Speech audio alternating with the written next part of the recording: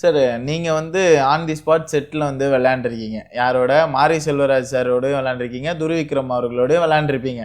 So நீங்க ஒரு best ரைடர்னு தெரியும் எல்லாருக்குமே. ஸோ கபடியில பெஸ்ட் ரைடர்னு தெரியும். ஸோ துருவிக்ரம் அவர்கள் வந்து எதுல பெஸ்டா இருக்காரு கபடியில? மாரி செல்வராஜ் சார் வந்து எதுல பெஸ்டா இருக்காரு கபடியில? மாரி சார் வந்து ஜம்ப் நல்லா இருக்கும் அவருக்கு. ஓகே.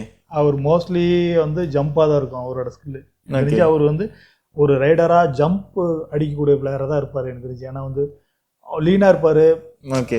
அந்த அந்த அளவுக்கு அந்த பிளேயர் நெருங்கூடாமல் எப்படி தப்பிக்கணுங்கிற லாபம். இப்போ இது துருவம் அப்படி தான். துருவம் வந்து மோஸ்ட்லி ஜம்ப் இருக்கும், ஹேண்ட் டச் இருக்கும், மோஸ்ட்லி இந்த இடிச்சு வர மாதிரி தான் இருக்கும். ஓகே. அந்த பாடியை ஏற்ற மாதிரி தான் ஒரு ஸ்கில் நல்லா இருக்கும் எல்லா இதுவுமே. இவங்க 2 பேரும் ரைடர்ஸ்ல தான் இருப்பாங்க. துருவ் வந்து டிஃபெண்டருமே. டிஃபெண்டருமே. நீங்க காம்பினேஷன் டேக்கிள் டிஃபெண்டிங் ஆமா. பண்றது ஒன்று இருக்கும். நான் துருவ் டேக்கிள் பண்றது. ஆமா.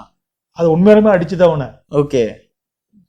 துருவுக்கும் அடிப்படும், எனக்கும் அடிப்படும். ம். எனக்கு அடிப்படுறது அது டக்குன்னு போயிடும். ம். அந்த டேக்கிள் நாங்க பண்ணோம்னா துருவுக்கும் அடிப்படுதுன்னா அப்போ நாங்க எப்படி போய் நாங்க அவனை டிஃபெண்டர் ரைடரை மோதி இருப்போம் அப்படின்னு Okay. பார்த்துருக்கணும். அது உண்மையாலுமே அதை அடிச்சது நாங்க 2 பேரும். Okay sir.